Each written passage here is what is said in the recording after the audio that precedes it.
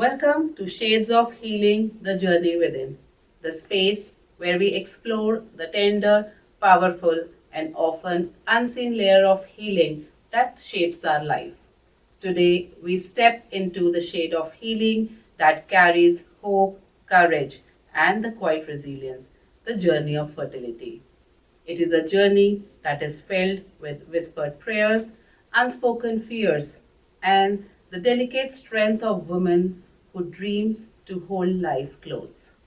I'm your host Poonam, and today we will be exploring something more deeper than medicine, the mindset of healing. Our guest today is someone who walks beside the countless families at one of their most emotionally delicate crossroads of life. She is someone who holds emotions with extraordinary grace, a compassionate guide, a meticulous clinician, and a beacon of reassurance, Dr. Richa Ainani Ahluwalia, who works less as a profession and more as a devotion. Today, she joins us to share not just the medical expertise, but the emotional landscapes she has witnessed. She brings calm in their storms, a steady light when days feel dim, the voice that reminds us that hope is not a distant star, but a companion that lives quietly in our lives. She is someone that nurtures life with science and heals heart with empathy. A warm welcome, Dr. Richa. We are so grateful to have you us today with us. Thank you so much, Dr. Poonam, for that kind and elaborate introduction. My pleasure, and it's really a pleasure to meet a highly energetic and vibrant person like you. So we are really grateful to have you today with us. Thank you so much. I think let's start with the questions now because the audience is really waiting to learn and we'll take away this experience and we'll share this experience with them. So, what do you think? How does emotional well-being impacts the fertility and the treatment outcomes? I think emotional wellbeing एक cornerstone है fertility treatment का, specially Y medically speaking, क्योंकि जो गोनेडोट्रोफिन्स होते हैं, जो hormones होते हैं, जो टेस्टिस से और ओवरी से मेल हार्मोन और फीमेल हार्मोन का प्रोडक्शन करवाते हैं, वो हाइपोथैलेमस से सिक्रीट होते हैं. And this hypothalamus is affected by stress, emotions, many conditions, but emotions being a very big factor. So अगर emotions controlled नहीं है या हेवाया है तो आपके hormones भी disturb होंगे and hence the fertility outcomes also. So definitely emotional well-being plays a very very important role. Wow. IVF journey एक बहुत ही लंबा जर्नी है जिसमें बहुत पेशेंस और होप साथ में चाहिए होता है. तो पार्टनर्स एक दूसरे के लिए क्या कर सकते हैं ताकि उनको बेस्ट रिजल्ट्स मिल सके? I am so glad you have asked this question, क्योंकि जनरली ये क्वेश्चन इंडियन सिनेरियो में बहुत कम दिमाग में आता है कि मैं कैसे अपनी वाइफ को सपोर्ट करूं, बिकॉज अल्टीमेटली इनफर्टिलिटी वाली जर्नी फीमेल्स के लिए कहीं ना कहीं ज़्यादा डिफिकल्ट है कंपेयर टू मेल्स, बिकॉज सारी treatment, injections, tablets, sonography, testing, everything the female has to undergo more. So what the male partners can do is, एक तो be available, be present, sometimes she just wants to vent out, उसको बस एक कोई सुनने वाला चाहिए. Mails की क्या प्रॉब्लम होती है, they are always wanting to give the solution कि ये सोल्यूशन है, ये प्रॉब्लम है. नो, जब वो कुछ बोल रही है तो थोड़ा सा सुन लो, कभी उसको आइसक्रीम खिलाने ले जाओ, कभी बस हाथ पकड़ के बैठ जाओ. Just be available, emotionally available, physically available and present. I think that is the best thing they can do. So their presence can bring the best result in them, right? Yes. Wow. How do you help or guide patients, to bring the trust in their own bodies and they stop blaming or feel guilt about themselves? पहली चीज़ कि infertility just अभी नहीं आई है, ये बहुत time से आ रही थी. They have to understand that it is detected more now. पहले भी थी infertility, but people were not very vocal about it. तो ये, और अभी भी देयर इज स्टिग्मा अटैच. तो in India I would say out of 10, 2 couples are in need of some fertility treatment. बहुत ही कॉमन है कहने का मतलब. तो ऐसा नहीं है कि आप ही अफेक्टेड हो या आपको ही हो रहा है. तो you should understand that it is common and not be ashamed about it. Take help. दूसरा, ये कोई कैरेक्टर फ्लॉ नहीं है, right? It's a disease after all. वो किसी को भी हो सकती है. So it is not something that you have done. It is what is inside your body और इनसाइड योर रिप्रोडक्टिव सिस्टम, या जो है, मतलब you can not change it. कुछ आप अपने कैरेक्टर चेंज करके वो चेंज नहीं कर सकते. So it is nothing to be ashamed और हैव गिल्ट अबाउट. जब हम एक गायनी से मिलते हैं या कोई कपल आता है डॉक्टर के पास, तो जनरली डॉक्टर उनको बताते हैं कि क्या क्या करना चाहिए. पर क्या कुछ ऐसी चीजें हैं जो फैमिली और फ्रेंड्स उन कपल को हेल्प कर सकती हैं ना करते हुए? उन्हें क्या नहीं करना चाहिए जिससे कि उनकी जो ये जर्नी है वो उसमें अच्छा सपोर्ट दे पाए? पहले तो आपके लिए round of applause. This is a very very important thing to know actually, कि क्या नहीं बोलना है. क्या बोलना है वो सबको पता है, बट क्या नहीं बोलना है. बिकॉज एक बार कोई कपल ने अपनी जर्नी स्टार्ट कर ली इनफर्टिलिटी की ना, तो सबके मन में एवरीवन विल बी लाइक, खुशखबरी कब दे रहे हो, घर में मेहमान कब आ रहा है. इन इंडियन सिनेरियो अगेन, लल्ला कब आ रहा है, that kind of question start. And ये जर्नी एनीवेज इतनी इमोशनली ड्रेनिंग होती है, ऊपर से ये family pressure is not good. Secondly, उनको ब्लेम नहीं करना है कि स्पेशली अगेन फॉर फीमेल्स, कि तुमने करियर के लिए ध्यान दिया इसीलिए तुमने लेट कर दिया, इसीलिए ये हो रहा है. No, please don't give blame and don't have too much expectations कि अभी ट्रीटमेंट स्टार्ट किया है तो हैव सम पेशेंस एक्चुअली, कि तुरंत रिजल्ट है. So don't ask them, just tell them we are here for you for anything that you need. Don't ask के अच्छा आज टेस्टिंग हुई, क्या हुआ क्या नहीं हुआ. Let them have their journey in private and in peace. So beautifully explained. Because generally जो family and friends होते हैं उनका anticipation level ज़्यादा रहता है. उनको हर step by step reports चाहिए होती हैं, कि updates रहने चाहिए कि क्या हुआ. But I think हम उनको कुछ space देते हुए Exactly. उनका ज़्यादा better हम अपना support दे सकते हैं. It's a very personal. Right. This is something so personal. मैं तो इनफैक्ट बोलती हूँ कि आप अपने जो भी पेरेंट्स हैं या इन लॉज हैं उनको भी बहुत ज़्यादा इतना each step of the way बताने की ज़रूरत नहीं है. Just have the journey in peace and private. That is private. So it's all about embracing your own journey. Yes. So enjoy the way it is and let the time decide. Whatever the best is there will definitely happen for you. Wow. So just before the moment when you go and share the good news with the couples, okay, and you know that they will jump out of joy. So what emotions fill your heart and soul? मतलब इसी वही जो पहली चीज, जब patient का positive आता है ना pregnancy test. So I am also mother. मुझे मेरा खुद का टेस्ट देख के इतनी खुशी नहीं हुई थी जितना मुझे पेशेंट का अगर वो पॉजिटिव प्रेगनेंसी टेस्ट, जो वो बिकॉज हम सुबह सुबह बोलते हैं वो यूरिन टेस्ट करने के लिए, वो सुबह वो किट देख के मैं इतना कूदती हूँ. माय हस्बैंड इज लाइक, तू अपने किट पे इतनी कूदते.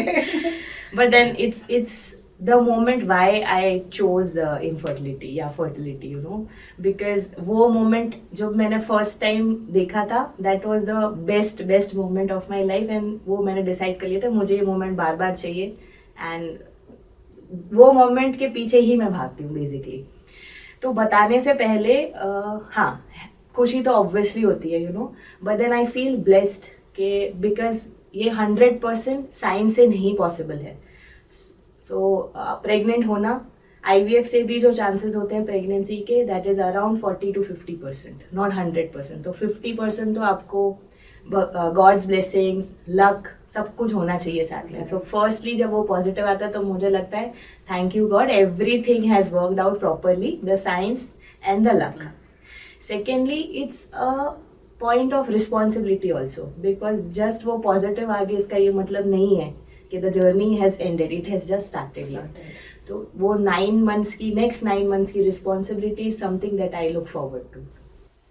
So the 2 pink lines gives you the best joy. ऐसा कोई केस या ऐसी कोई स्टोरी आपकी लाइफ में जिसने आपके जीने का नजरिया बदल दिया? आई वोंट से जीने का नजरिया, बट यस, मेरा point of view as a doctor definitely change हुआ है. सो पहले मैं ये समझती थी कि अगर मैं अच्छा कर रही हूँ कोई पेशेंट के लिए, तो वो हमेशा पेशेंट मेरे लिए अच्छा ही सोचेगा, अच्छा ही बोलेगा. बट जैसे जैसे मैं प्रैक्टिस, मतलब I was very naive when I started, right? Everyone is like that when you start your career, you believe everyone is very nice and you are nice, so everyone is very nice, right? तो there was this patient, see आप as a doctor, as a infertility specialist, जब भी आप IVF करते हो, you give your best, you give your 100%. मुझे नहीं लगता है कि दुनिया में, इंडिया में नहीं, दुनिया में कोई ऐसा डॉक्टर होगा जो जानबूझ के किसी पेशेंट का कुछ बिगाड़ना चाहेगा. Like we take a oath, हम लोग ऐसा नहीं कर सकते. But then there was this patient, उसकी फर्स्ट साइकिल फेल हुई. Not in our hands, right, we give our best. Second cycle मैंने उसके लिए, so I was working in a corporate, मैंने स्पेशल परमिशन लेके सबसे, and out of my pocket भी मैंने कुछ डाला, and I did the second cycle. उससे मैंने कुछ नहीं. जो IVF के इंजेक्शंस होते हैं वही 60-70,000 के होते हैं, right. So for that injections I also contributed. और तभी तो I just started earning. So ऐसा नहीं था कि मतलब you have too much and you are just like giving it out of charity. तो वो सेकेंड साइकिल भी unfortunately it failed.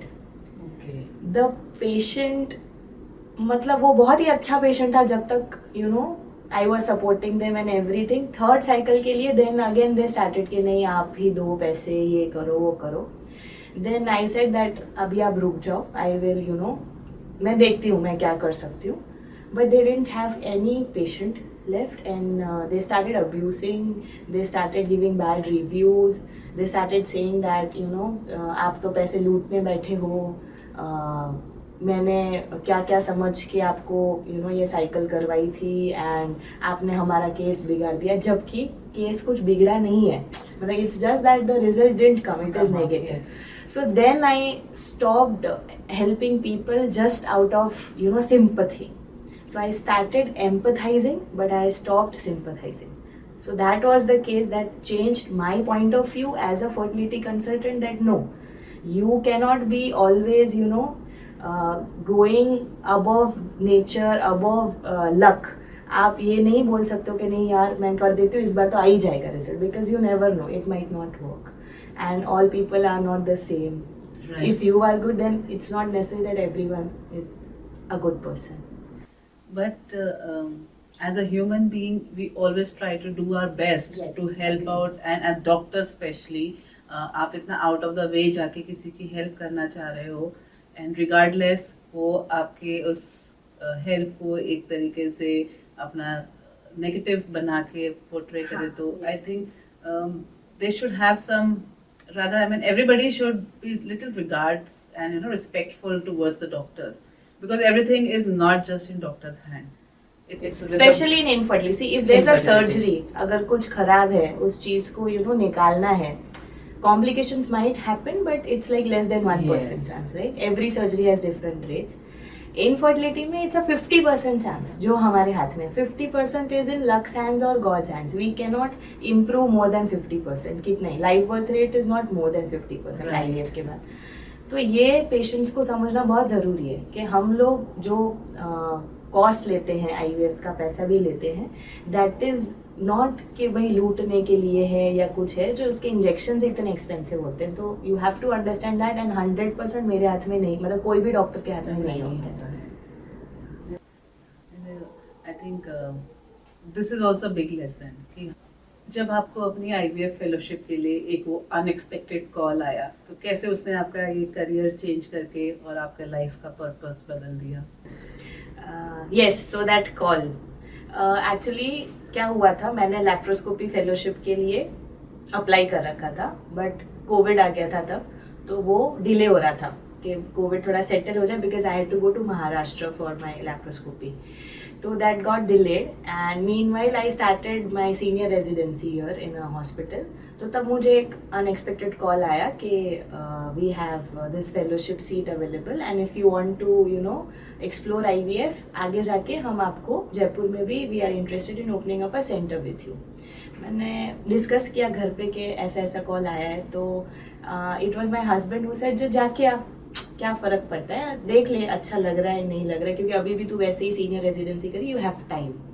So I went there and the first day, मतलब it was a very busy centre and people were coming in, and there were so many heartbreaks, there were so many positive pregnancy tests, so many people with hope and faith and all kinds of emotions.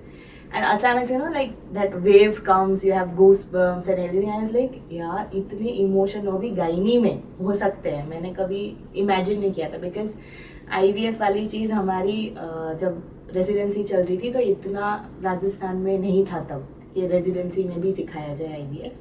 तो मैंने इस सब speciality को explore ही नहीं किया था. So that was the first day and I was like, I want to, you know, pursue that.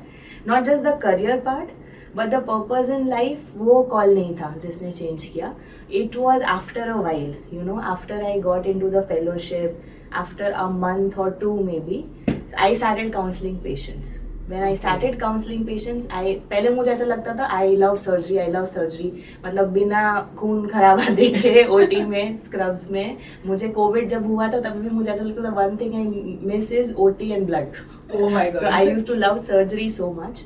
And then I thought मुझे patient के साथ इतना बात करना नहीं पसंद है. That is why I never looked IVF as my career before. क्योंकि उसमें you have to be a good counselor. So when I started counseling, patients को अच्छा लगता था मेरे से बात करना. यू नो कभी कभी जो डॉक्टर सिर्फ सुनता है वो भी अच्छा लगता है. तो I understood at that time that I am good as a counsellor as well. And then when I started counselling more and more, it started giving me a very good feeling. And then I thought okay, this is my purpose. Like you know surgery is my love, yes, but then IVF is my purpose. तो जब आप regular basis पे रोज couples की इतनी counselling करते हैं, उनका इतना सपोर्टिंग एक्ट रोल करते हो, तो आप अपने लिए कहाँ से वो स्ट्रेंथ और कंपोजर ढूंढ के लाते हो? Very good question. Actually strength and composure जो मुझे आता है, definitely my family, my in laws, they play a very very very huge role in that. क्योंकि मेरी सासू माँ जी हमेशा एक लाइन बोलती है कि अगर मैं तुझे घर से ही स्ट्रेस्ड भेजूंगी तो तू अपने काम में 100% नहीं दे पाएगी. तो इट इज़, आई वुड से like because of her, 110% because of her, that I am able to give my best in my career. Secondly, my husband, my father-in-law, my sister-in-laws, everyone are, you know, very very very supportive. They believe in me so much, and my parents too, कि तू कर सकती है, तू सब कुछ कर सकती है, तू you just do it and we are there with you. And my kid, निर्वैर, तो उसका प्यार, मेरे हस्बैंड का प्यार, इन-लॉज का प्यार is something that gives me strength to, you know, give my 110%. Because ultimately अगर आप, you know, in your personal life, if you are not feeling okay, feeling better, तो आप professional life में अपना best नहीं दे सकते. एंड इन दिस जर्नी जहाँ पे आप दूसरों को मदर्स बनाने के प्रोसेस में हो, आपके पीछे खुद एक मदर का इतना बड़ा हाथ है. सो आई थिंक दोनों मदर्स का. सो आई थिंक मदरहुड जो है that is the biggest strength. And being a mother and love from mother and mother in law, all the mothers in the world, so mother is mother actually. And also जो patients positive आते हैं या जो patients negative होके भी they are, you know, they don't leave me and वो मेरे साथ रहते हैं उनकी जर्नी में आगे, तो मुझे ऐसा लगता है कि उनका फेथ, उनका प्यार is something that gives me more strength. So the confidence जो Patience दिखाते हैं, so beautiful. So what has infertility taught you about faith? So infertility ने मुझे फेथ के बारे में ये सिखाया that faith is not linear. You know कभी कभी अपने को साइंस पे भरोसा करना पड़ता है, कभी कभी अपने को लाइफ की टाइमिंग पे भरोसा करना पड़ता है, और कभी कभी सिर्फ इंसान की हिम्मत पे भरोसा करना पड़ता है. Science has given me tools, but you know life has always given me surprises sometimes. तो मुझे ये लगता है पेशेंट्स का जो फेथ है मेरे पे, उनको ऐसा लगता है कि मैं उनको होप देती हूँ, बट एक्चुअली उनका जो फेथ है मेरे पे, उसी चीज़ ने मुझे फेथ सिखाया. And life is full of surprises, and we should keep waiting to see those surprises unfolding. Yes. So you speak so much about compassion, and how do you find compassion for yourself after giving it so much to others? आपने जब flight board की होगी ना, तब वो बोलते हैं ना, एयर होस्टेस जब सबको इंस्ट्रक्शंस दी गई तब बोलती है ऑक्सीजन मास्क गिरेगा, पहले आप अपना ऑक्सीजन मास्क लगाएं फिर दूसरों की हेल्प करें. तो I believe in that I have to be, you know, self compassionate to give compassion to my patients, otherwise it's not possible. तो I tell myself that हाँ ठीक है रिचा, तूने अपना बेस्ट दिया है, अब ठीक है, अब देखी जाएगी. Like I don't pressurize too much and I am not very strict with myself that नहीं मुझे इतने % रिजल्ट लाना है, मुझे ये बेस्ट देना है. ठीक है, I give my 100%, rest I leave it up to God, देखी जाएगी. So you have to fill your own cup with love and compassion first, then only you can offer to others. खुद का mask. पहले खुद का mask, खुद का mask. What is the hardest truth you have learned while helping women becoming mothers? इस journey के during I have seen the most strongest females become weak. मैंने ये देखा है कि जो एक्चुअली बहुत स्ट्रॉन्ग हर एरिना में बनती हैं फीमेल्स, इस जर्नी में आके they are very very weak and they are very delicate.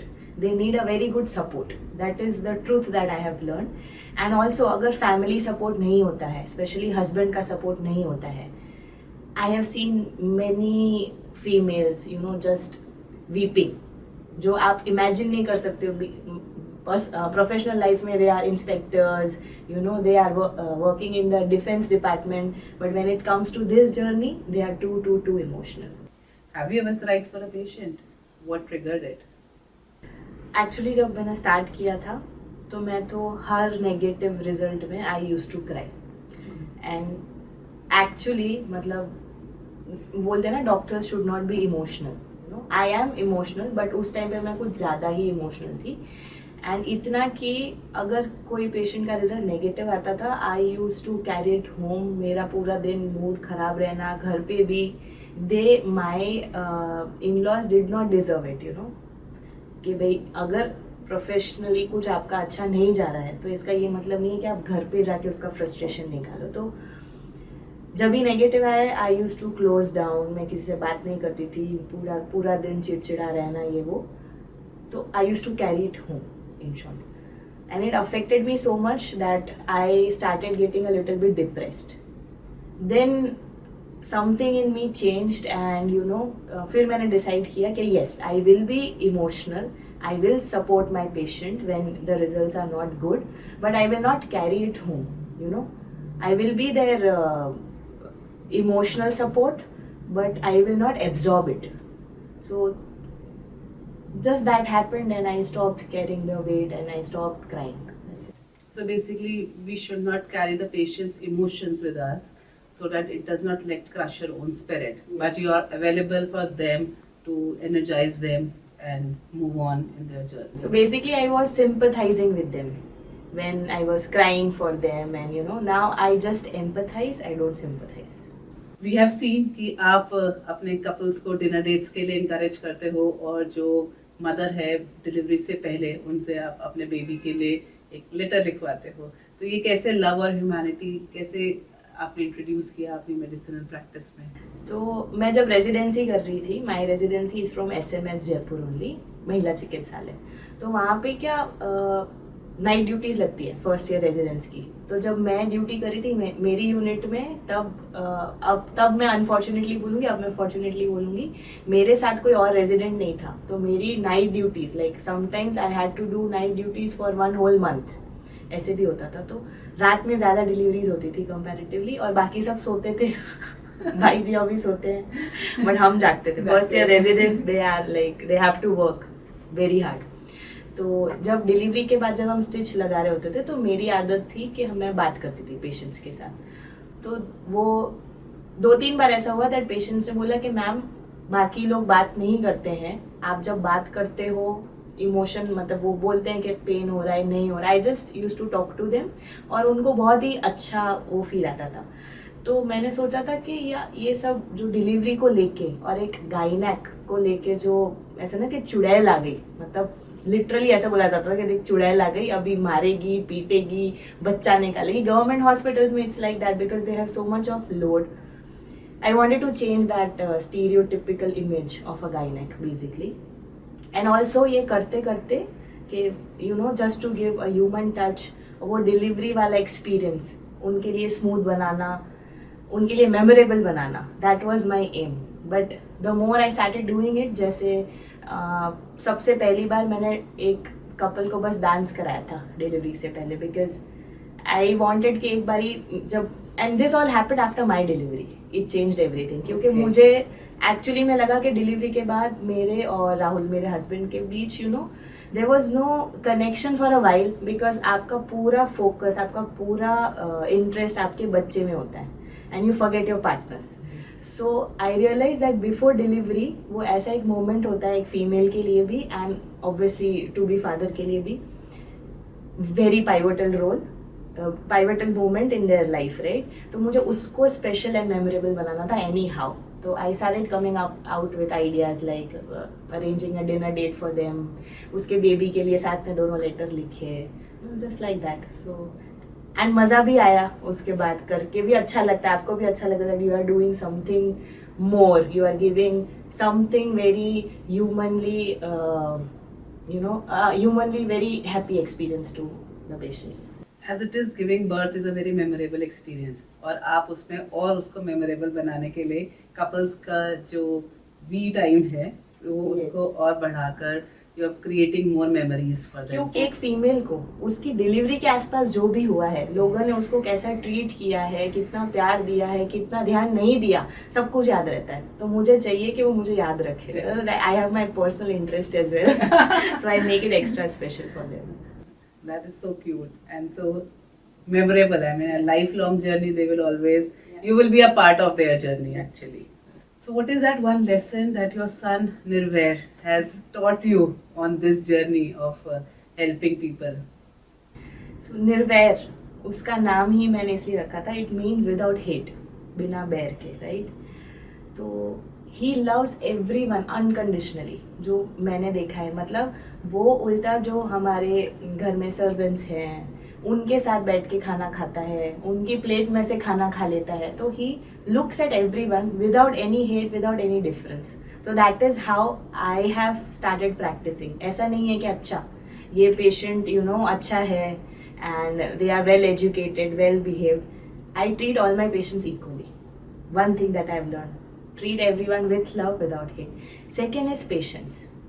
जितना आपको अपना बच्चा पेशेंट बनाता है, like you are also a mother, तो वो patience level था मेरे में, but after becoming a mother, Nirvair has taught me another level of patience, which is very beneficial for my practice as well. So kids actually teach the right way. I mean, there is no right or wrong way of parenting, but they keep teaching you at every step of their life and keep checking our patience. Yes, definitely. That how much we have learned so far. तो आपका सबसे favourite quote है be where your feet are. तो ये जो मंत्र है ये आपकी लाइफ में कैसे आपको आगे बढ़ने के लिए गाइड करता है? जब क्लिनिक में हो, क्लिनिक में रहो, घर की मत सोचो.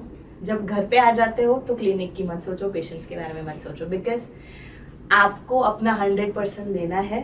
That is what I feel in whichever role you are. अगर आप काम पे हो, काम पे रहो, घर पे हो, घर पे रहो, घर पे काम मत लाओ, काम पे घर मत लाओ. That is it. So be present in the moment. Yes. आपकी इस 9 years की जर्नी में अभी तक कोई ऐसा केस या कोई ऐसी स्टोरी हुई है जो आपको अभी तक याद है? कोई स्पेशल पेशेंट के बारे में जो आप बताना चाहते हैं? एक केस है जो मैं आई डोंट थिंक मैं इस लाइफ में भूल सकती हूँ. वो मेरे इनफर्टिलिटी के पेशेंट थे. उसको पहले भी उस पेशेंट के साथ बहुत मिस हैपनिंग्स हुई हैं. That she had ectopic pregnancy 3 times. Whenever she conceived she had ectopic pregnancy. फिर उसको उसने ट्रीट कराया था तो लैप्रोस्कोपी के टाइम उसका गॉल ब्लैडर भी निकालने की कोशिश की थी and that also got complicated and multiple complications उसकी लाइफ में थे पहले से ही. देन उन्होंने मेरे साथ IVF कराया था, वो पॉजिटिव था. Everything went well. वो मेरे साथ ही, मतलब प्रेगनेंसी में भी वो मुझे ही दिखा रही थी. At the last 15-20 days she was out of touch, मतलब थोड़ा सा. And I don't know what happened. She started gaining weight too much. BP बढ़ गया, थायराइड इशू था, शी वॉज डायबिटिक पहले से, मल्टीपल इशूज़. और उसको जब डिलीवरी के लिए मैंने तुरंत ही, मतलब we decided that we'll do a preterm caesarean, क्योंकि she was like she could not sit, इतनी ब्रेथलेसनेस थी उसको. तो जब उसको OT टेबल पे लिया, स्पाइनल देने के लिए जब हम बिठाते हैं, एंड अभी स्पाइनल एनेस्थीसिया दिया भी नहीं था, वो ऐसे गिरी टेबल पे and she was whole blue एकदम. एंड मतलब पल्सलेस, BP लेस, अचानक से. एंड एनेस्थेटिस्ट स्टार्टेड CPR, सब कुछ CPR उसका हो रहा है, हमने सिजेरियन किया है, बच्चा बाय गॉड्स ग्रेस ठीक निकला एंड एवरीथिंग, क्लोज भी किया फटाफट और साथ में CPR चल रहा है. सो इमेजिन, मतलब एज अ फर्टिलिटी कंसल्टेंट और एज अ गाइनैक, आपने उसको 1 साल से आप उसके साथ हो and then you see that patient like that. We could not understand what happened, but हमने फिर उसको ICU में, एंड शी रिवाइव हो गई थी वो, और फिर हमने उसको वेंटिलेटर पे लेके ICU में शिफ्ट किया था. शी इज़ ओके नाउ, उसका बेबी भी हेल्दी है. But that case, you know, she had a very very rare cardiomyopathy which could have been diagnosed only through a specialized test. तो वो जनरली हम नहीं कराते हैं प्रेगनेंसी में.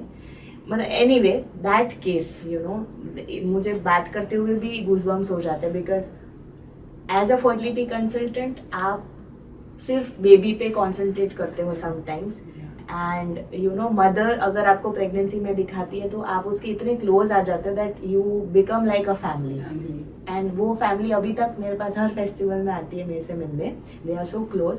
But that moment, you know, when she turn blue and I had to like go ahead with the caesarean के मैं बच्चे को बचाऊं, मम्मी का तो वो एनेस्थीसिया वाले देखेंगे. But that moment I still can not forget and I don't think I will ever forget. But like you are the savior for her and giving a new God. life. Doctors are the messengers of Yeah. God actually, so they are the another form of God, and that's why The anesthetist that we was with me. treat doctors like yes, that. Yes, yes. You know, now when I'm talking with you, I remember जब वो caesarean से पहले मेरे को दिखाने आई थी, वो ऐसे सांस लेती थी और मुझे बोली, मैम मैं बच तो जाऊंगी ना. That is what she told me. And you know, मतलब मैंने तो हाँ I was like very normal. I said, don't worry, कुछ नहीं होगा आपको. And then when it happened, I was like, अभी भी मुझे ऐसे हो रहा है. It's a combined, it's a teamwork. And the benefit of the patient or the mother, and everyone wants the best for them. So you deal with X chromosomes, right? And what is that extra in your life that motivates you and pushes you to continue your passion?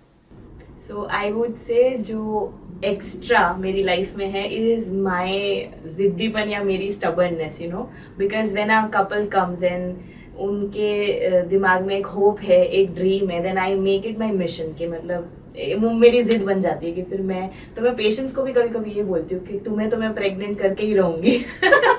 So that becomes my extra. And when they have that faith in me कि ma'am मैं आप भले, मतलब even if it doesn't work out in the first cycle, they say कि आप पे ही भरोसा है मैम, आप ही दोगे हमें बच्चा. So it's like both the ways. एक तो मेरी जिद और एक उनका faith is the extra thing that gives me more motivation. So we should be in love with that extra actually, and we should not say that X is always a bad thing. The best thing. It's the best thing. What does hope mean to you? So hope is like a muscle. जैसे एक gym में जाते हैं हम, you know, muscle के लिए we keep on exercising, keep on using it. So hope is something हमेशा उसको यूज करते रहना चाहिए, then it becomes stronger. And patience की जो होप होती है वो कभी कभी like a flame, you know, थोड़ी सी धीमी होती है, कभी कभी इट्स लाइक अ फ्लिकर और अ flame, but I just ensure that वो एक्सटिंग्विश नहीं होनी चाहिए. That's it. Working like an oxygen that helps to keep igniting more fires and let that fire of hope continue. Hope so. Hope so. Wow, great. Thank you so much, ma'am, for all the emotions and experiences that you have shared. और ये जो IVF की journey के बारे में आपने बताया है इतनी क्लैरिटी और कंपैशन के साथ, आई होप कि जितने भी कपल्स हैं they can understand more value and face what they are going through. Thank you so much for having me in this podcast. मैंने आज तक कभी भी IVF के बारे में तो बहुत बात की, but IVF and healing and emotions इतनी बात नहीं की है. So thank you for having me. Your gracious presence, your gentleness, and your valuable insights. We are really grateful for all of them, and they are really enriching and empowering to us. Thank you. Thank you for listening Shades of Healing, the Journey Within, where we honor every journey, celebrate resilience, and find light in the shadows. We hope that today's conversation has lit a ray of hope and helped you understand your body a little better. Your journey could be the light someone else is searching for. So do share with someone who needs a little reminder that healing is possible. Be gentle and compassionate with yourself. Until we meet again, breathe, feel, walk steady, love deeply, stay happy, and keep choosing yourself and cherish every shade of healing on your journey within. Thank you.